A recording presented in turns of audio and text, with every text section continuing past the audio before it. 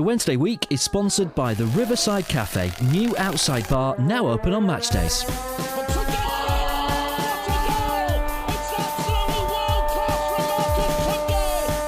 a chance here, a great save, a turner from McClare.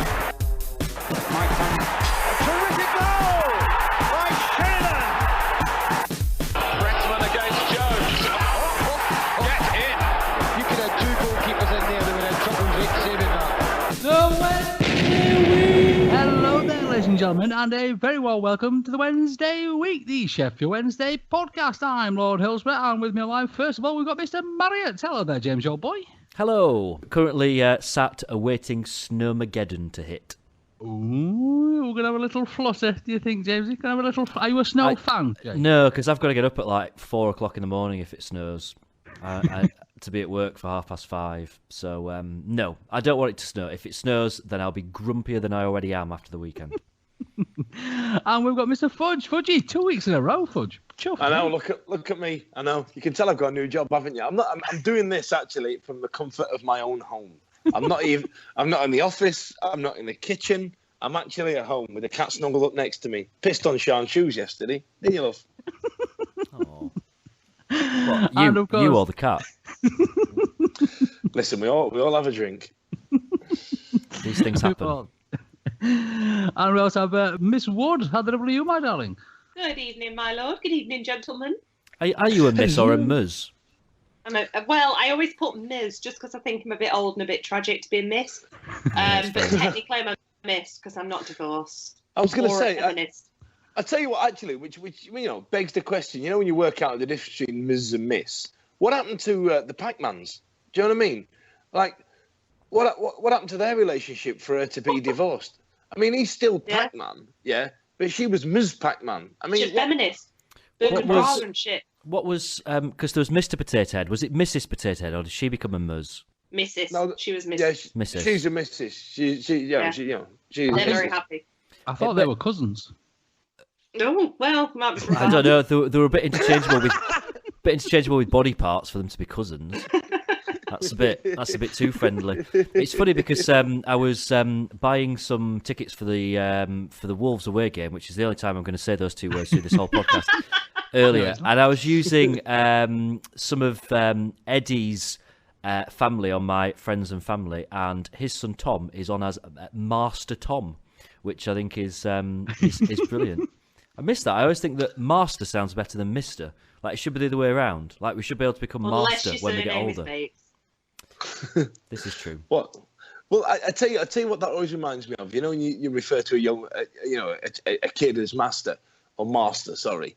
It always reminds me of collecting those NatWest pigs because I used to get. Do you remember them? I've still got the full set under my bed upstairs. Genuinely. I never got They were a fortune. Including the really rare one. They're not. They're worth about 300 quid on eBay. I thought they'd be worth a fortune, and they're not. Very disappointing. Well, that was only 35 years ago, 30 years ago they were out and about. But when I used to get mail, and when I used to get the parcel, it used to say Master Dan Fudge on it. And I used to think, it always reminds me of that. I don't know why. Master Fudge. That's Master a BBC programme coming to a town near you, isn't it? Yeah. We get Master Chef or Great British Bake Off Master Fudge. Yeah, Master Fudge don't work for minimum wage, does it? You know what I mean? Right then, ladies and gents, let's get on some football chat, shall we? There's not a great deal of it, and to be honest, what we've got is a bit rubbish, isn't it? The Ipswich game, boys and girls. Oh, crikey, Ipswich. They've been a bit up and down, but it seems at the moment that when people are coming to us, they're more up than down. Is this a case of, there's two things that could have happened here. One, we didn't have our best day. Two, Ipswich prepared very, very well to play Sheffield Wednesday, didn't they? I don't think Ipswich were particularly good, to be honest. They're bloody awful. Yeah, I thought that they were very, very, very average. They did defend in numbers. They did spoil our style of play. But, I mean, I don't think they particularly deserved to win the game. But I think we probably deserved to throw it away in the manner we did because we were poor, weren't we? I'm I'm trying to find a nice way of. It's a week after me and Fudge terrible, outed ourselves as happy clappers, and I'm really struggling now. I'm trying to put a positive spin on it. Someone tweeted me on Saturday evening saying, "Come on then, happy clapper, put a positive spin on this." And my response was, "Isn't life in the Championship brilliant? You don't have to play games at 4:00 on Sunday or on Monday night. Let's just stay in the Championship. Saturday 3:00. Thank you very much." That's the best I can come up with at the moment. I work in nightclubs. 4:00 on a Sunday afternoon would be absolutely mint. You know what I mean? I'm fine with that. I'm all right with that. But listen, we've lost 2 games on the bounce. Yeah, we're not going to win every game. Let's do that one. Yada yada yada. But we're 3 points off a 5th. It's not all fell to shit. You know what I mean? We all know the champion. It's not. But to quote Master Fudge, it was pish. It might have been pish. Awful. And there are some tweaks need making. For me, we don't. And I've been. These feelings have started to creep in through this season. We don't seem to be any stronger with the signings we've made. I think Stephen Fletcher is an absolutely incredible signing. Don't get me wrong, but we seem to have lost the plucky underdog spirit that we had last season, and now we're an established force in the Championship, if you will, and it just seems to have lost the camaraderie and the attitude we have. Would anybody else agree, or am I just talking shit? Yeah, I think we're lacking goals as well, because I think last season, if anybody got hold of the ball, they shot at goal, and we scored. Like every other game, we had a goal of the season competitor, like a Wayne Rooney. Yeah, a Thunder Chuffer. We had a Wayne Rooney Sky Sports advert for the rest of the year, didn't we? Every single week. And now it's just nobody's even having a go. There's just no effort there whatsoever to even go, do you know what, I can see a goal from here, I'll have a shot. Last year we couldn't stop shooting and scoring, and this time it's just getting nowhere near. Even Hooper's goal on Saturday, let's be honest, as much as we hate to say it, it was a poacher's goal. It was him running in, last minute, brilliant, got it in the goal. But where are those Barry Bannon 40-yarders or Fessy, super kicks? There's just nothing. It's strange because last season we were mentioning that we needed somebody to do the poaching business because there wasn't really anybody doing it last season because we were scoring all these other chuffers. Now we've got Hooper the poacher doing wonderful things off his face and wonderful little flippings here, there and everywhere. But like Vic says, we're missing the Thunder Chuffers. We just need both of that back, don't we? We're just, at the moment, I think we're just overcomplicating things, and we're being a little bit too elaborate with our football. I think we're, to coin the phrase, we're kind of trying to pass it into the back of the net at the moment. Whether last season was something to do with us being underdogs in quite a lot of games, that you kind of thought if we got sight of goal, then we've just got to hit it. And this season we think, well, we're better than most teams in this league. We should be able to score goals in different ways.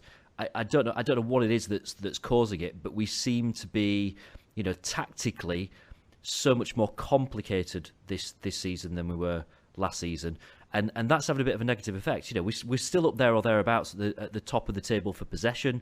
We're still up there or thereabouts for I think we've had the second number of passes in the league.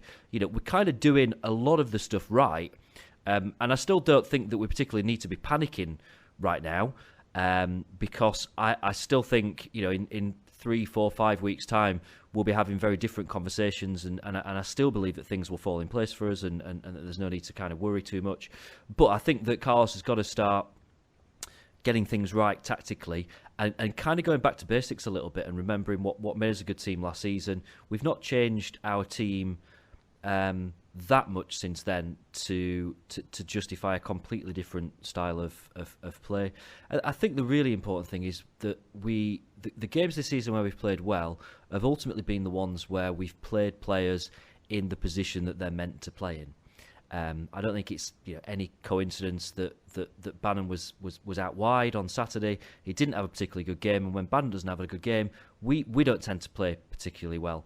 And I think that there's something in that we've again got to go back to where we were a few weeks ago, when we're trying to kind of force players into the team, and some players having to play out of position, and it means, I think, that either Bannon or Lee is going to lose out from week to week, I don't know if there's a way we can play both of them in the same team, or certainly, Abdi is going to be on a back foot for a while, and get players in the right positions.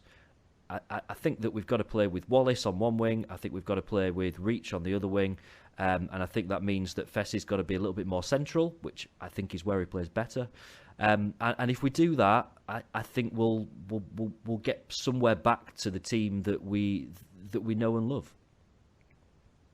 Are you saying that we've got a Frank Lampard, Steven Gerrard situation where we can't play the two players in the same team at the same time? Probably. And do you know what else I'd say as well is that I as great as he is at centre half, I'm leaning towards thinking that Lees and Louvens need to be our first choice centre back pairing, and that it's between Hutch and Jones for that defensive midfield role, or even both of them depending on the game, because we're leaking goals, and that wasn't happening last season. We're playing with the same fullbacks. We're playing with the same goalkeeper. The only thing that's changed is that centre-back pairing, and I think they're both individually very good centre-halves, but whether it's working and from a communication point of view, it's working with them playing together. I don't know. I mean, the amount of goals that we've let in this season would suggest maybe not. Is Tom Lees good enough? I mean, I think he's a fairly competent centre-back. Don't get me wrong, but those are the two. That position specifically, the centre-back role, is one where we don't seem to have strengthened at all. We don't seem to have brought any players in for support, for backup, for competition, for places. We've just seen we've kind of been a bit complacent with it. We've kind of gone, you know what? We've not, we haven't shipped many goals last season. We don't. They're all right at the back. Let these lads fight it out. The ones we've got are fine. You know what I mean? Where really should we be looking at somebody who's a bit more quality, who's a bit more, upper class, not upper class in terms of, he don't call it. He calls it. Yeah. I'll get me boots. Yeah, not upper class as in Eddie, what goes on skiing holidays. You know what I mean? I mean, like, somebody with a better. Or in hot tubs. There's a fair point there, isn't there? Because before the season started, we went round us all and said if we could sign one player now, who would it be? And I think we all picked a centre half as the player that we would sign, because we saw it as an issue then. It's never really been resolved. We signed Sasso. Well, that's neither here nor there, is it? He's nowhere near the team, and we find ourselves in that same situation. Really, I suppose the only good thing is that we're heading closer and closer to January, and if Mr. Chansiri and Carlos have got any sense, they're going to say, right, there's an area we really need to strengthen in there. Now, there is the other argument as well that, yes, we might be able to do with a bit of a refresh of players, but you remember last season, obviously, we were speaking about Tom Lees and people putting bids in for him and all sorts of things, so it can't just completely disappear like that. But one thing I personally noticed is a lot of these goals are starting to come in down the wings, aren't they, from other teams. Mr. Padil, just the other day, had not a great game, but he was ridiculously overworked, I thought, because...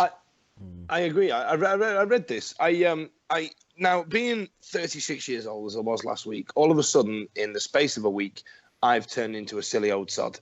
And and I fell for what is referred to by the kids as clickbait. So you get a sensationalist headline, half of it's cut away, the bit of the picture's cut off, and you go, oh, what's that? And then you click on it, and it turns out to be utter crap.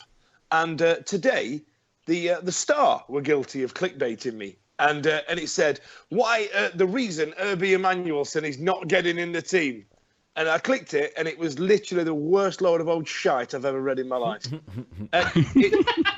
It could have been summed up in 4 words, in a sentence. It's because he's playing Poodle instead. That's it. That was it. That was the real reason why Emanuelson's not playing. He's been training to get his fitness up, and we're playing Poodle. Oh, well, cheers, Dom. Good article, fam. Poor Dom. Allow take it to heart. Allow me to pick myself up off my chaise lunge. You know what I mean? You fall down holding your forehead going, oh, the things I've read. Yeah, you swoon on a chaise lunge. That's what they're for, as far as my understanding. I've seen cartoons. To be absolutely fair, because me and Mr. Howson, he actually had a little bit of lordly fun on Twitter with me the other day, and we did actually agree with this particular point. Oh, Twitter friend. Yeah, Ah, absolutely. excuse me, ladders, will you be my friend? I tell you what, it's got weird now because every time since I've been doing that voice for Dom, and I'm sorry, Dom, you know, he does take it in good faith, bless him. Every time he writes a tweet, I read it in that voice in my head now. You know what I mean? It's like when I read a tweet from Matt Berry, I read it in his voice. Do you know what I mean? I think a lot of our listeners probably do as well. Yeah. Coming up next on the Daily Star, have a little read on this. When did he turn into a Geordie? When did that happen? Yeah, he turned into a Geordie because somebody tweeted me. I don't know if anybody remembers this. This is a niche reference. This, but you know the. Do you remember Davy and Donald Stott from Vic and Bob? Vic and Bob. Used to have those electricians' tape mustaches and those kilts and their big pointy shoes.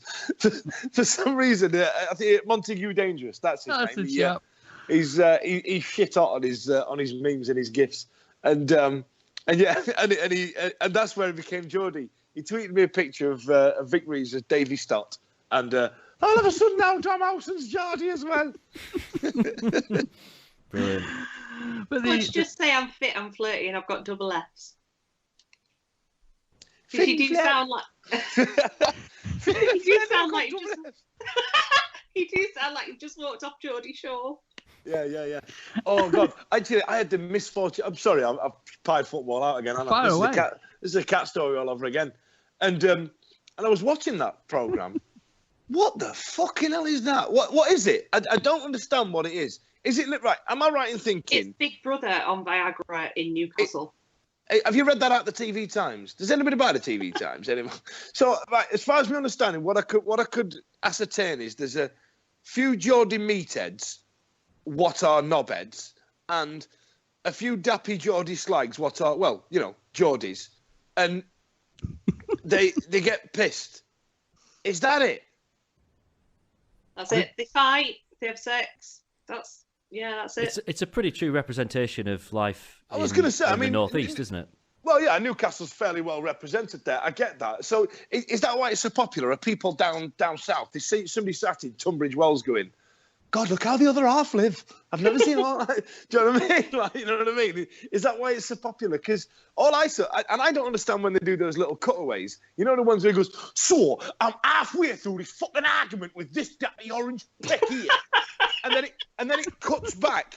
And he's narrating it as it's happening. So what happened? Did they have to run away halfway through the argument to go, and I'm going to slice away at the air, and I'm going to point at that, and I'm going to tell you about all this crap that's happening, like it's happening in real time. And then it goes back to what's happening. It confuses me. Is it? I don't know whether I'm too old or it's just shit. If MTV commissioned us as like a Wednesday show, can you imagine? It'd be shabby, wouldn't it? It'd just be me and James going out and getting drunk, Fudge turning up late, Eddie not being able to get on the internet, and Dillsbury being busy with one of his many children. Dickie being too pissed. I think it'd be brilliant. Yeah, but the way I can envisage it, it'd just be, I'd start talking about something, and then there'd be a cutaway of me going, so I'm on this big rant on the show, yeah? And all the guys are proper bored of me doing it. And then it cuts back to me mid-rant. As far as me understanding, that's how it works. So I'm talking about my cat. And yeah. Anyway, are we still recording? Yes, I apologise.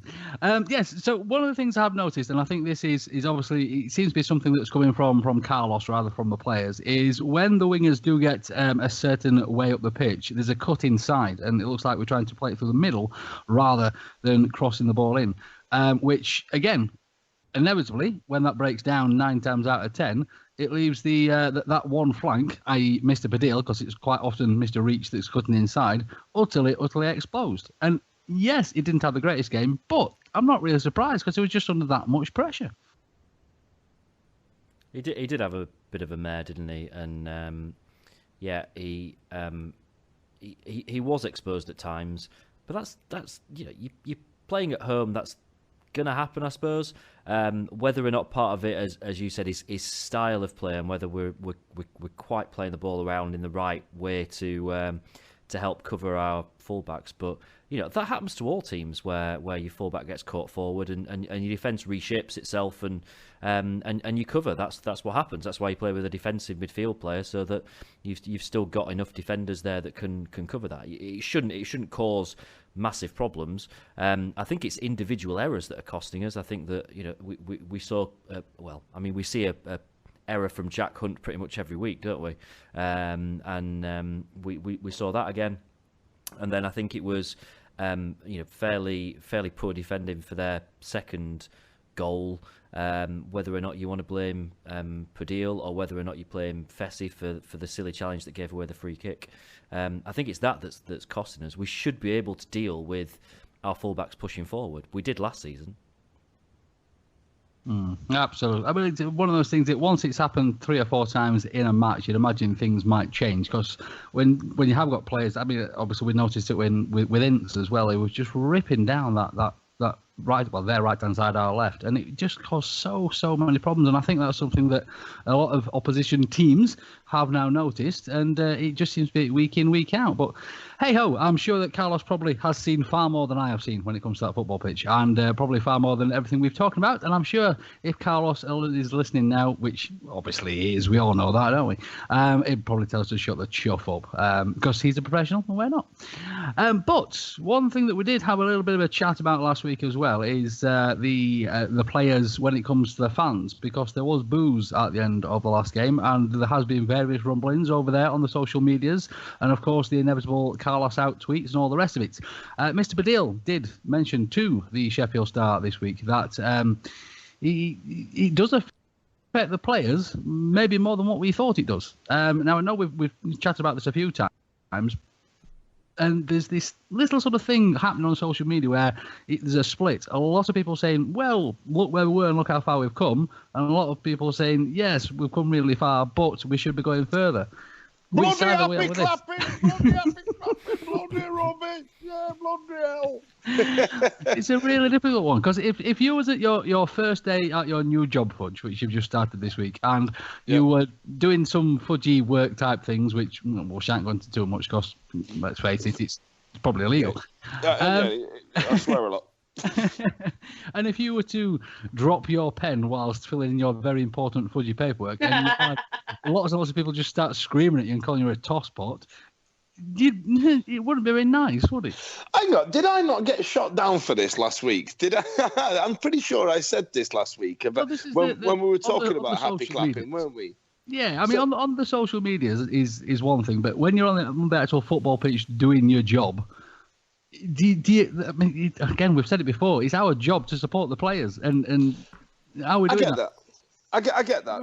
Now listen, we tend to forget what football is. It's essentially an entertainment medium. That's what it is. Do you know what I mean? Some people view it like they're going to the theatre, and if they were going to the theatre or they were going to a shit stand-up, they would stand and boo. Do you know what I mean? They've spent their money to come and watch something to entertain them.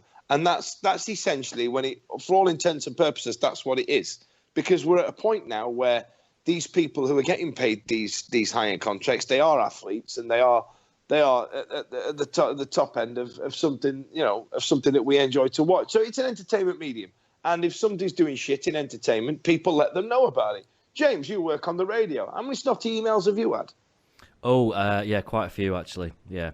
I'm good. One of the things that I'm good at is getting complaints. I think what you say there, Fudge, is absolutely correct. And I would imagine that all of us are on the same boat, that none of us would go to a Wednesday match and boo. And I would disagree with people that do, but I don't particularly disagree with them having the option to do it if that's the way that they want to show how they feel about it, because we're all paying a lot of money to go and watch football, aren't we, at the moment at Hillsborough? And if people want to show that they're unhappy about something, then they've kind of got the right to do it. There was an interesting bit that Chris Holt wrote for the Star this week, which was along these kind of lines about how it's really down to the individual. If that's the way they want to show how they feel about the way the team's played, then fair play to them. But it isn't going to help matters, is it? It isn't going to help the team It's play not, better and, football. It's not. It's you know, not productive. when we had a conversation this week in the pub, James, don't know if you remember, but we're all talking about like Gareth Bale's just signed his new contract of like £1 million a week. We're all saying that's obscene, you know, he shouldn't be earning that sort of money. And we say that about Wednesday players. We're saying, you know, he's earning 10 grand a week or whatever. He should be playing better than that. But we're all feeding the machine. We're all buying shirts. We're all logging onto the website. We're all clicking the adverts. We're all buying a season ticket. We're all going to games. We've probably all got Sky. So we're all feeding into that. So there's only so much of a hypocrite you can be about these things when it comes to saying, because most of the arguments around us are the amount they're paid and how well they're playing. And it shouldn't equate to that. It should be the fact that they're playing for our team. It shouldn't be the wage that they're earning every week. Like, yes, obviously we've had issues this year with certain players wanting more money and whatever else, but we're all part of that monster. We're all feeding that monster. So that's got to go out of the window. You can't complain about that if you go into the match. At the end of the day, you're paying for the beast. But yeah, I think if it's your job, and if any of us in our 9-to-5 job or Fudge's whatever job, you pay to do your job. You know, that is the sort of thing. And I work for a charity. If we don't earn the money every year, I lose my job because that is my job to bring in money. The same as if no one listens to James's radio shows, no one gets paid. Like, you lose your job. And it's a completely different world. And I was talking this week as well about, you know, if you sign a 2-year deal as a footballer and you sign on 10 grand a week, you're nigh on guaranteed to get 104 weeks of 10 grand a week, aren't you? Because you're guaranteed in that contract. How many jobs do you go into as a normal person and get that guarantee that you're going to walk away with that amount of cash no matter how wrong you get it? I just assumed that was minimum wage. But that's the sort of thing. It's like, it's just a completely different world. And yes, you can stand and boo all you like, but at the end of the day, like Fudge said, it is entertainment. We've all paid to be there. We're all, you know, you go because it's something that you love and it's something that you enjoy watching. It's something that entertains you. And I'd hate to be a shit mid-table Premier League team that just see the same thing week in, week out. But at the same time, yeah, you want it to be better week in, week out, wherever you are. You know, you could be top of the league in the Premier League and still moan, won't you? It's just, that's the nature of the game. That's what it is. And I'd never boo a player in blue and white. I just would, well, in our blue and white, I never ever would, because they're playing for my team. And like we said, it's not productive. And it is an entertainment thing, but at the same time, it's like you're just being counterproductive. You paid to be there. If you boo them, they're not going to get any better. They're not going to go, oh, they're booing now, put a bit more effort in. It's not how it works. Bloody happy clapper, bloody hell, listen to your bloody clapping away. Get your bloody tambourine out. What's the matter with you? I've got a joke band. Whether you're celebrating a birthday, a wedding or anniversary, maybe you've passed your driving test, or you've landed a new job. Well, whatever your reason for a party, the Riverside Cafe is the perfect location on Catch Bar Lane overlooking Hillsborough Stadium. To inquire about hiring us for your function, call 07989 856 054 or 0114 232 6121. So, I mean, looking at the happy clappy side of it, just put a little bit of a silver line on this week. And I know James is probably going to shout at me at this point, and I apologise, James, but we do have to mention George Hirst scored 2 goals against the mighty George Hirst. George Hirst? Oh! I'm not sure if you've heard of this. George Hirst. Lord Hillsborough, how do you feel about George Hirst? I might have mentioned glad we're before. mentioning him. I'm rather excited about George Hirst. Yeah. How excited would you say you are? I'd say very, very, very, very... More excited than David Hirst. Very, probably more excited than... Do you think there are any similarities between David Hirst and George Hirst, Lord Hillsborough? The way they run, it's amazing. Shoulders down, it's brilliant. But I can't get my head around why that is. Why are the similarities between them? You'd think they're related or something. I do not run the same as old Lord H by any way, shape or form. There are very few similarities, apart from our top hats and our Sheffield Wednesday podcast T-shirts, between myself and my wonderful father. But do you know what? Can I go off on a slight tangent here? And this is a complete tangent. But every time, one of the films that I watch, like at least 2 or 3 times a year, and you're going to think I'm pathetic for this, is Titanic. It's one of my favourite films of all time, and I love watching it. And when it's on the TV, I watch it, even though I've got it on DVD on the shelf next to the TV. I'll still watch it on TV and sit through the adverts. And there's a bit when the ships hit the iceberg, and there's like a father and son who are really posh, who put on all their tops and tails and whatnot, and go and sit like in the little reception area at the bottom of the stairs and say, "We're prepared to go down like men, but we'd like a whiskey." And I always think of that being you and old Lord H now every time that I see it. Absolutely. That's how I imagine you would react if you found yourself on a cruise ship which happened to be sinking. That's how you two would react. Oh yeah, Lord H on the Costa Concordia. I tell you what, actually, James, down here, they don't like the Titanic. It's a bit of a bone of contention round here, down in Southampton, because there's Is it a sore subject in Southampton? It really is, because this is where it sailed from, isn't it? You know what I mean? But there's a Titanic museum, and if you go there, you know the scene where there is the mad dash for the boats, for the tender boats. What do you call them? Lifeboat. Well, they're called tender boats, but I wanted layman's terms is what I'm asking, But I live on the port now. But yeah, there's a bit with a mad dash, and I think the one of the geezers tops himself. Puts a gun to his head. Yes. Yeah. I was going to say assistant manager, but he's literally escaped me what the title is he's got. The deputy manager. The assistant manager of the Titanic. Yeah, assistant manager of the Titanic tops himself, and that was a huge bone of contention. The Titanic. Yeah. I think they're called assistant head coach of the Titanic these days. It's moved on now. Sorry, yeah. And apparently he was quite the big hero and all this nonsense and whatnot. But yeah, they don't like it because of that, because it upset one family this one time. So when you're down in Southampton, Jay, do not wear your Titanic T-shirt and your Titanic hat and you wear your Titanic scarf. All right, I'll do my best. I'm going to be honest, Fudge. That wasn't the best story I've ever told. It was pish, wasn't it? It was pretty rubbish, actually. Yeah, it started quite badly, and then it just got worse. I tell you what it was. That was a preamble for something else, and what happened was I forgot it all because I've had a wine, and I'm just going to say, hey, is that the Goodyear blimp? Quick, move on. Well, when the original relegation happened from the Premier League, you would have found myself and Old Lord H sat in the gentleman's area at Hillsborough, sipping our respective drinks. I'll not say whiskey because filthy, horrible, nasty firewater. But we did decide to go down with the ship that day. Right then, ladies and gentlemen. But the reason I mentioned all this nonsense is because Mr. Young Hirst stuck two away against our city rivals. Sorry, who was that? Young chap called George Hirst. George Hirst, okay, yeah, real, okay. Name to remember that. I tell you what, actually, James, what's more boring, my story about the Titanic in Southampton, or Lord Hillsborough's fascination with George Hirst? Wednesday week is sponsored by George Hirst. National View Outside Bar, now open on match days. Maybe we should just do like a spin-off podcast that is just purely about George Hirst. Today, George got and it's just with you, Lord Hillsborough. It's just you talking for an hour about how much you love George Hirst. He's a very attractive young man, you could do worse. Since the last podcast that we recorded, he's been named in the England under-18 squad as well. So I was trying to get to that. Do you want to talk about that for 10 minutes? Oh, sorry. I just want to know if that's sold out yet. Their house has been for sale for ages, Lord Hillsborough. Have you got any info on that? Or? Well, I was only trying to mention, and I apologise, is if I'd have had a week... what size feet he's got?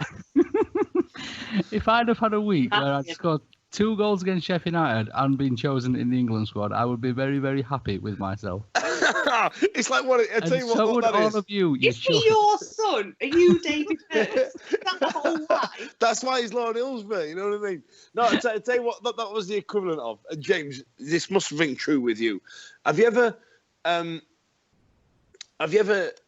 been about to be introduced to somebody? Let's say his name's Trev. You know what I mean? Oh, Trev's coming. You love Trev. Trev's great. I think Trev's mint. Oh, Trev, when's Trev getting here? Trev's going to be brilliant. And already, you fucking hate Trev. you know what I mean? You're bored of his fucking face already, and you've not even met him yet. Do you know what I mean? Fuck Trev. And that's what's happened now with Lord Hillsborough and George Hirst. Do you know what I mean? We've talked about him. And Lord Hillsborough ruined it. We've talked about him that much. I'm having a boo. I don't care if he's wearing blue and white. We've talked about him that much. He's finally, he scored 2 goals against the Blades and got picked for England. But fuck Trev. Do you know what I mean? God, you can tell it's slim pickings for football news this week, can't you? Well, in that case, let's talk about this young chap. I don't know if you heard about him. He's called George Hirst. George Hirst has now become the new Wolves away. Sorry, James. You're old news now. But no, well done, Do you know George. what I want to know? Where is he now, Lord Hillsborough? Where is George Hirst now? Is it Molyneux? Is it Molyneux playing for... Right then, ladies and gents, let's move on, shall we? Quickly, you chuffing heathens, a lot of you. Right then, ladies and gents, so last week, Jay asked us to do a bit of homework, didn't he? Jay? I did, yes. I have to mention again, it was a betting company that take credit for this. It wasn't my idea, but they stuck a tweet out about a goal that you celebrated so hard that you thought you were going to die, and it got me thinking about. There's tons, to be fair, but which goal is it that we've celebrated like the hardest? What do you remember going absolutely mental celebrating? Do you want me to kick things off? Because mine's probably quite a random one, actually. Because we've had I've been to various cup finals that we've played in and semi-finals and all that, but the one that really stands out for me is the Antonio 95th minute winner against Carlisle in the promotion season, because that was a game where it looked like we'd kind of thrown everything away. United were losing at MK Dons. I think it was the week that that Ched Evans had been sent down, and it was our chance to really make up ground, and we were about to throw it away, and then Antonio did that with pretty much the last kick of the game, and I was towards the back end of the north stand, and it just went mental. Absolutely crazy, and some guy in front of me actually picked me up, and I'm sure I was swung around his head a couple of times. I went flying, and I honestly ended up about 4 or 5 rows away from where I started. It was absolutely brilliant. Mine was I think I'm going to go back about 18 years now, which is ironically literally half my damn life, which I've just realised. But there was a goal. We played Barnsley. It was a midweek fixture. It was under the floodlights. And it was 1-1, and the ball got cleared from Pressman, and their centre back jumped up and made a right 50p head, and it skimmed off his forehead, and it was the 92nd minute, and it dropped in at Paolo Di Canio's feet, an absolute treat. And in true Paolo fashion, instead of just putting the bloody ball in the net, I think he did his little dance, where he feints and feints and feints and feints, and then just toes it in. And I've never stayed so long after a game singing one player's name as I did that one. I don't know if anybody else remembers that one, but I was just stood there going, Paolo Di Canio, for absolutely ages. And I remember, because obviously my granddad now, my late granddad, was the one that used to take me to those games, and he wanted to leave so hard, and even he didn't leave. You know what I mean? He wanted to stand there and soak it all in while we watched all the dingles file away down into the West Stand. See you later, kids. You enjoy your short journey home in crap traffic. We're good for last-minute goals against Barnsley, aren't we? Do you remember the Chris Maguire one as well? Because that was a bit mental. Oh, that was a beauty, though, wasn't it? Yeah. Oh, speaking of Chris Maguire, I don't know if this was a thing. Like, I always maligned him as a fat Derby County reserve. He's not getting in the Scotland squad, is he? Yeah. I must have said it once or twice. No, he can't be, because I went past to William Hill the other day, and how they have like one player in the international kit on international break saying, put a tenner on this, and you can win £7 million. I don't know why Jeremy Clarkson did that then, but he just popped up on my telly. So put your money on this, and you can win £7 million. In fact, actually, every time now William Hill do a tweet, I'm going to read it in Jeremy Clarkson's voice. Because if you talk like this, take a break, then drop it in. So you could... Wow. What we're talking about? Yes. Are we still recording?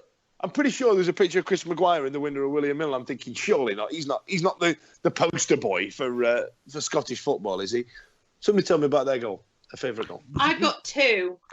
Sorry, that I can remember. So one is obviously the penalty at Cardiff. That for me absolutely killed me. There was no question that he was going to score that penalty, although it didn't. It was very close that he didn't. But there was no question that that was a goal. The minute we got awarded that penalty and you saw McLean was coming on, boom, goal. But I have to go back, and it's a player that I don't like as a person, human species, but I have to go back to 50 minutes in against Wycombe Wanderers and bring up Niall Ranger. I think it was Chris Lines that got the assist for that. And it was a just kick. I'm sure it was a Chris Lines assist, but I could be very wrong. It was a header, wasn't it, in the 6-yard box? Chris Lines free kick to Mr. Ranger. Yeah. But it was a header into the 6-yard, and I remember it as clear as day. And I'm sure he got booked. Didn't he flash his shin pads or something as well at the same time with Power Ranger on or something? But I just remember I didn't want to celebrate any sort of Niall Ranger goal. That goal to me was just the ultimate. It was just, that was the sealant on that season. And I'll never forget it. I'm sure I've probably got the complete wrong minute, probably complete wrong scorer. And whole situation that was wrong. But I seem to remember it was just about 5-10 minutes after half time, and it was against Wycombe at home. And that was the game that just changed everything. Mine was actually the same game, but mine was the first goal in that game, the Antonio goal, because that game, obviously, it had been such an amazing season that season, and it had been such hard fought, and there had been ups and downs, and of course it was between us and the Blunts, and the Blunts had to win, and then they were losing, and then Antonio popped that goal in, and the place just went mental, because there was that feeling of, oh, it's Wednesday, we're going to chuff this up, aren't we? And everything was stacked in our favour. And that's normally when things goes wrong for us. Terribly, terribly, terribly wrong for us. And there's been so many amazing goals over the years. But after being in the doldrums for such a long time, and after that incredible season, and then knowing that Wycombe had already been relegated, and just the relief of that first goal going in, the Blunts losing, and it just went absolutely chuffing crazy. I just seem to remember as well after the Niall Ranger goal, and that, like I said, please stop me, guys, if I am making this up, because I don't know if I am. But I seem to remember in the 20 minutes after that, everybody had a shot on goal as well. I'm pretty sure it was Medine was playing that game. He had a shot. I think Antonio had another shot. Ranger had another shot. And it was just one after the other. And it was just, my heart was in my mouth. But if this is all wrong, please cut it out. No, I think you're quite I'm trying right. to Google and I can't. No, the rest of that game was just essentially us enjoying ourselves, and even the Wycombe fans joined in after a while, because obviously they'd already been relegated. The whole sort of 4 sides of Hillsborough had been sold out to Wednesday fans, and the poor Wycombe fans got shoved into the triangle, and it was raining, so they were all wet through as well, bless them. I felt so sorry for the Wycombe fans that day. But they stayed, they clapped, they cheered, they had a lovely, lovely time as well. Do you know what? I've just found it. Fudge, you'll like this. Hold on. So at 78 minutes, Jermaine Johnson came on as a sub. I've just found it. And at 81 minutes, Jermaine Johnson gave away a free kick in a very, very dangerous position. That's it. It was definitely that one. I love him. I love JJ. He will go down. He'll be one of them players that we look back on that wasn't particularly amazing, but we remember him as a hero, like Mark de Greiser. You know what I mean? We'll look back and go, oh, he was mint, wasn't he? Well, no, he weren't. But, you know, it was nice to like. But I tell you, you know what annoys me actually about the Wycombe fans and about how they were great sports that day. I mean, fair play to them coming up all that way, and you know, and they'd already, like you said, they'd already been relegated, and the big fat came anyway. And they joined in the party. Now, I don't know if you remember, Lord Hillsborough, but I was working and living in Wycombe at that time. And I can tell you the people in the White Hart, what featured in Sky programme, the Britain's, you know, shittest pubs, or whatever it was, they were not so sportsmanlike. Well, you know, while I'm stood there kicking stools over, going absolutely spastic, you know, they were not the sportsmen that they were at Hillsborough. You know what I mean? Well, I can imagine, Toby. I can imagine so. What you said earlier is so true, isn't it? Every time we name a team, then Fudge has got a... do you know what? I used to work in such and such, insert name of place here, and has a story about it. Well, I tell you what then. Right, so 2010, we got relegated by Crystal Palace. I was living in Croydon, which is Crystal Palace. 2011-12, I was in Wickham. You know what I mean? And then I split up with the missus and thought, tits to this, I'm going to move back to Southampton. We drew Southampton in the cup, literally the day I moved in. You know, honest, it follows me around. It really does. And it kind of correlates. Did you move to Chelsea at some time soon? Yeah. Try and get us up there again. Well, actually, this brings me in nicely to a lovely little segue I like to call Fudge advertises his club. Now, on the day we play Reading away, it's the 10th of December, Dan Fudge's club is having on one for the oldies. Well, I don't know. I don't know if he's still current or not. I think he is, but he's still a big name. Judge Jules is performing at Sakura Reading. Yeah. Judge Jules is performing at Sakura Reading the night that the Wednesday are in Reading. So if you're having an overnight in Reading, hit me up. Free entry for Wednesday fans. Say the Wednesday week on the door. Get yourselves in, kids. Nice. It's £5 a beer, though, so you know. Is it actually called Dan Fudge's Club?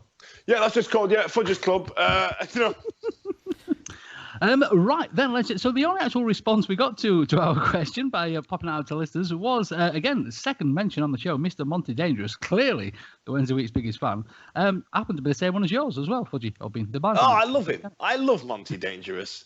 Has that put pay to that feature, by the way? Do you know this is a true story? I went to school with him. True story. Oh, did you? Really? Seriously, yeah. Oh, he's one of my favourite people on Twitter at the minute. I'm enjoying him. He was the younger brother of one of my best mates. Was that Senior Dangerous? Senior Dangerous. Yeah, that sounds like a crap Spanish superhero. Senior Dangerous with Juan Sheet.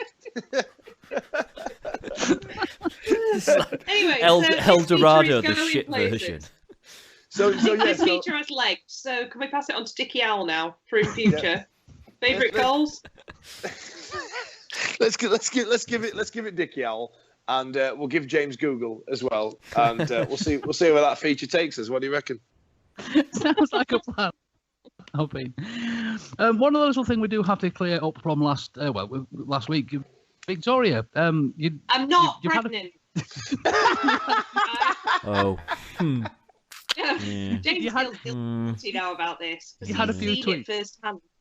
I have had probably, and don't get me wrong, I'm so grateful. Like, thank you. They've been lovely messages, but people don't seem to. I think what's happened is James made a joke about me being pregnant and then a joke about Justin Bieber, and people have gone, "Oh, actually, the Justin Bieber bit was a joke, but she's actually pregnant." I'm not. I'm not pregnant. Last week I had flu. The week before I was at Justin Bieber. That's all that's happened. There are no children growing in any part of me right now. I think the best bit about this is, James, how did you put it, by the way? Immaculate conception. The minute that Bieber walked out on stage, it just happened. But I think people thought that bit was the joke. And the pregnancy well, it kind of was the joke. It was the whole joke. That's exactly what it was. But James's face. I've learnt my lesson. My parents I'm not. Weekend. He felt really guilty. I know. I did feel really, really bad. You know, it's not very often that I try to do jokes on the podcast. I've learnt my lesson. I'll just stick to the boring shit analysis from now on. Sorry. But like I said, I can't fault the people that message me because I had some really nice messages, like really, really nice. But I can confirm I'm not pregnant. It's not James's. Oh. It's not anybody's. I'm not pregnant. I was going to say, because two things happened to come after being in Eddie's hot tub, and that hasn't gone down well. So coming in Eddie's hot tub. Oh, I tell you what. There's two things have got to be funny out of that one. Did people think you were pregnant with James? Did that happen? Yeah. Well, people think me and James are going out anyway, don't they? Yeah. They do. Brilliant. We've had a few people face to face that have said how much they thought we were fake, but they can see we're a real couple. Yeah, that's true.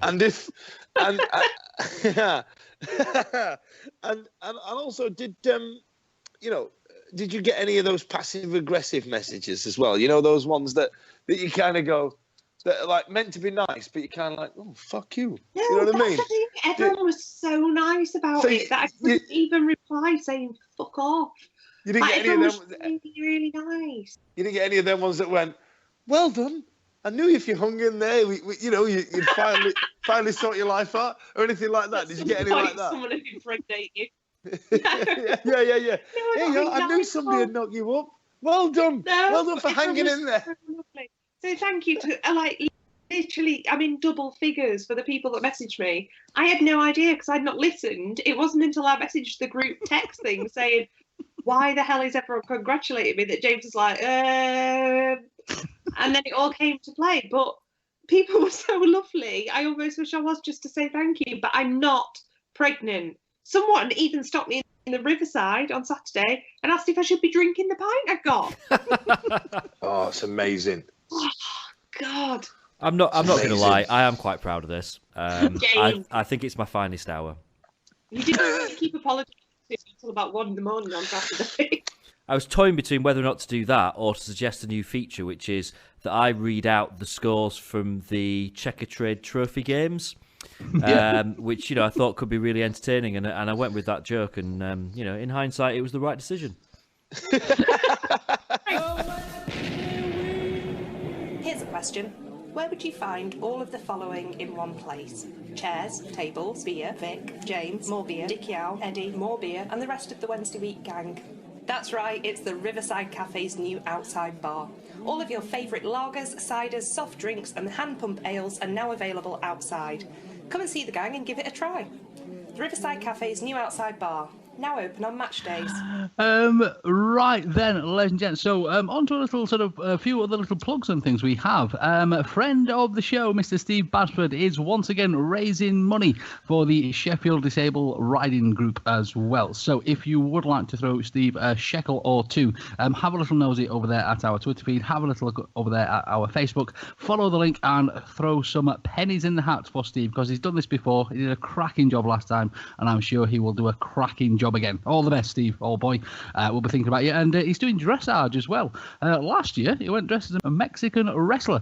I'm not sure if there's a theme for this year, but I'm sure if you keep an eye over there on the social medias, you'll be able to see what on earth has happened over there as well.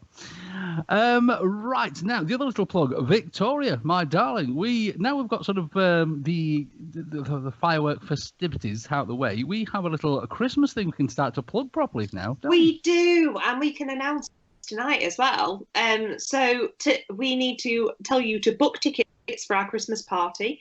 We're going to be at the Riverside Cafe after the Rotherham game, so it's the 17th of December. We're starting officially at 7, so you've got time to go home and get changed or go back to a hotel, whatever, if you want to. But if not, it's open straight after the match. You will get booted out if you don't have a ticket, because we have booked it for a private party. It's a £5 a ticket, and all the profits go to the Sheffield Wednesday Community Partnership. So we're investing in the future of Sheffield Wednesday.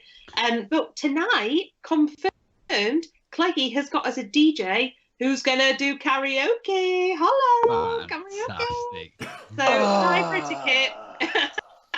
Bosh. Are you going to do a Justin Bieber number for us, Vic? Yeah. baby. Ooh. Yeah, brilliant. So, yes. So you can buy tickets from Eventbrite. That's the only place you can get them from for now. We may well sell some in the Riverside Cafe, but I'm not sure yet. But yeah, it's a £5 a ticket.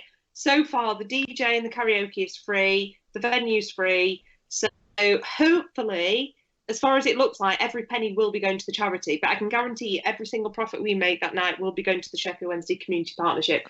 And it's a big piss up after the Rotherham game. Amazing. What more do you want? Come along.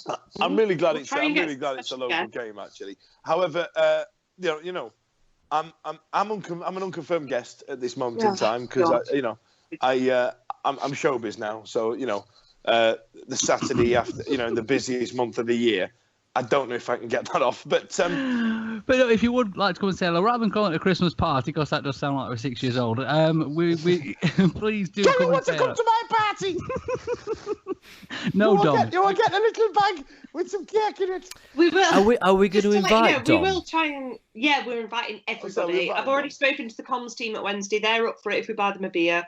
We're going to get probably some sort of raffle or whatever going, anything we can to raise money for the community partnership. So hopefully John Pearson might even pop in, hopefully, because it's his charity. We'll see. But we're trying to get a few special guests there, so watch this space. But get your tickets now, because there aren't many left compared to the amount that we had to start with. Because we've all bought our own, just to put that out there. We've all paid for our own because we are giving money to the charity as well. So get your tickets now. It's on Eventbrite. If you go on our Facebook or go on the Cop End, you'll find the link. I've not bought a ticket yet. I'm kind of holding out for a better offer, to be honest. You're not invited anyway. You're barred. All right. Well, Come down, Reading. There'll be Belgian blue on as well. That's got to be a pull-in for everybody, isn't it? That's We'll true, be selling actually. Belgian blue. If you've never had a pint of Belgian blue before, or if you've never seen the effects of Belgian blue on someone else, even maybe if you don't drink, just come and like, I'll be like a little sideshow. I'll be in the little conservatory extension bit at the side, just trying to stand up for about 3 hours. It'll be really entertaining. Brilliant. That actually sounded like one of those Christmas plea adverts. You get for £2 a month. You know what I mean? Like £2 a month. If you've never seen the effects of Belgian blue and you're walking past the, Charlie Brown car park at 10 o'clock in the evening, just £2 a month can help pull that out. But we'll hopefully be doing video as well. Hopefully our other Richard will be there on the night, maybe doing video. Me and James and Eddie will be periscoping. Just come along. It'll be a really, really good night. It's all raising money for charity. You don't have to go into town. It's going to be a bit of a night to go out in town on that Saturday. So just go straight from the match, straight to the pub. Kids are welcome as well, so just come along. Right then, does anybody have any little bits for this evening? I've got one thing, which is something I noticed on Twitter, and it's not related to us. It is related to our neighbours on the other side of the city. You may or may not have seen this. It's possibly the most horrendous thing that I've ever seen in my life. They were actually selling half and half Sheffield United and Leyton Orient scarves. Oh, I saw this. No. Before their FA Cup game on But then didn't we Sunday. Leyton Orient 6-0, so... Was it like the second round of the FA Cup? It was the second round, wasn't it? It was. Now, my favourite one was you had two different types. You had the Sheffield United side and then you had the Leyton Orient side. But then you had another one available that literally said Sheffield United versus Leyton Orient, the date, and then I was there. Which It does. I'm looking at it now. It says, the oldest cup competition in the world. I was there, 6th of November, 2016. Oh my God, please can somebody get me one for Christmas. 6th of November. No. If someone turns up at the Wednesday week party with one of those for me, I'll pay for you to get in. Just one a year. Not made of money. I will. Please bring me one. 6th of November. Honestly, that was my favourite one. I was there. So,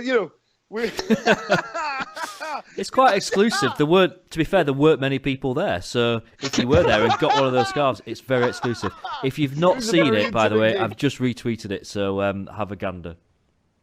There's got to be somewhere where we can have these scarves made for like 50 or 60 pence a piece, because these can't be selling very well, surely. Where do they make this nonsense? I've heard it's Barnsley.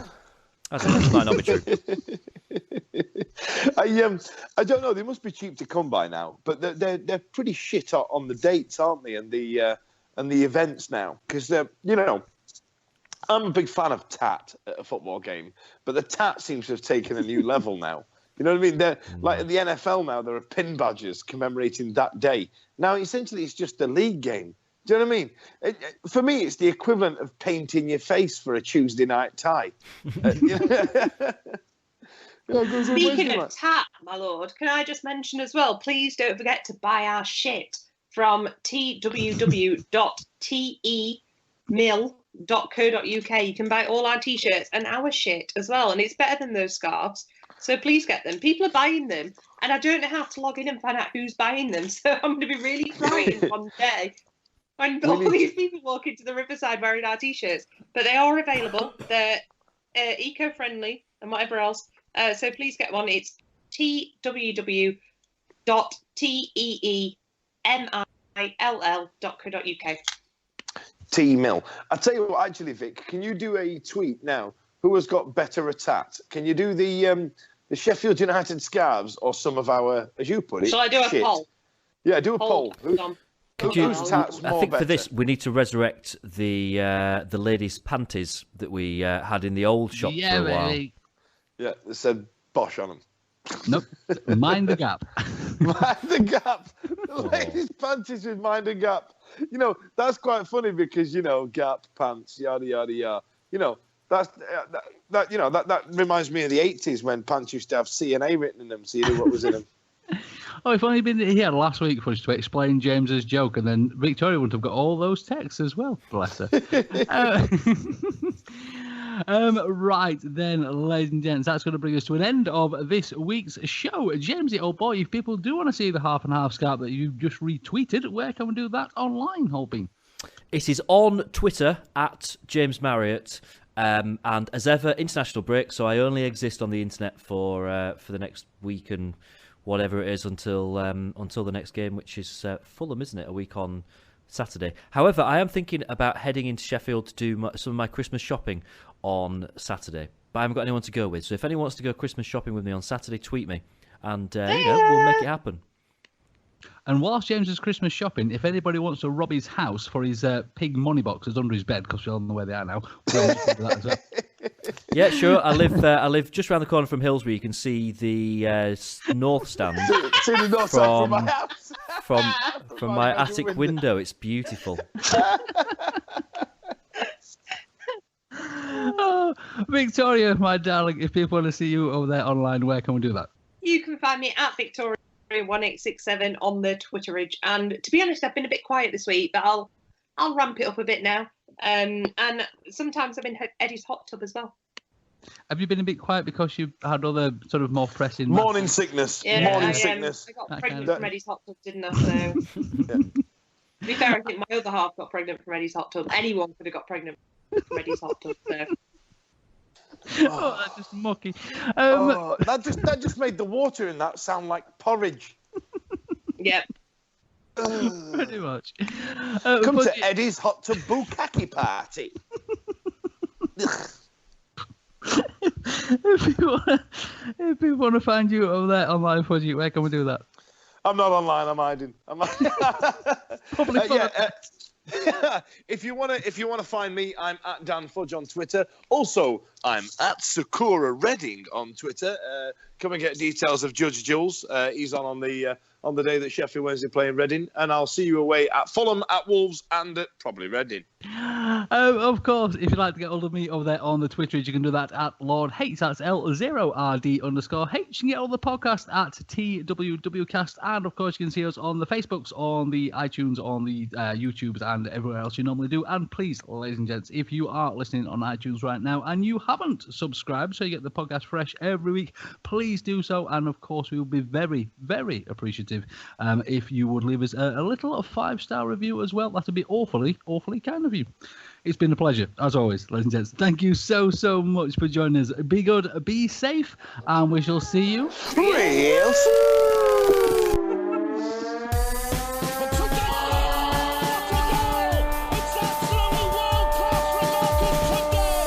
There's a chance here. A great save. A turner from McClare. A terrific goal by Sheridan. Rexman against Jones. Get in. You could have two goalkeepers in there that would have trouble with saving that. Real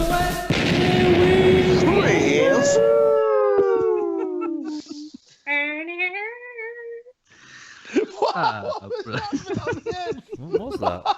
That's the tune at the end. It goes, I thought you were singing that. Goodbye, my Coney Island baby. Doing a bit of 50s barbershop while we're at it. Right. Did you know that in America you can buy a whole chicken in a tin? It's like in brine. Hang on, Marriott sent a photo to podcast. This is going to be chicken of a tin, isn't it? Well, it's chicken just out of a tin, actually, but yeah, it's chicken in a tin.